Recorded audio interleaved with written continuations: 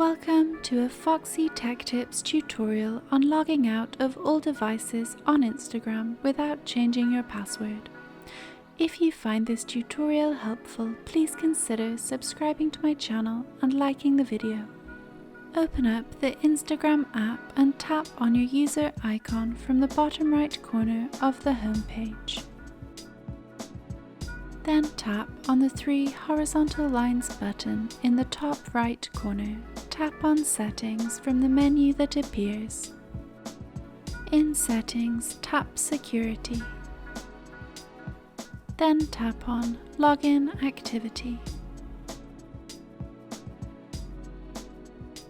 Here you will see a list of all the places you are logged in to your Instagram account. To log out of a device, tap on the three dots button to the right of the device information. Then tap Log Out. Tap OK on the pop-up.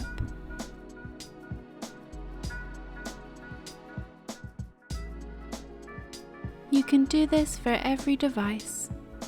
And that draws an end to this tutorial. Please like the video if you found it helpful, and subscribe to Foxy Tech Tips for more Instagram tips and tricks.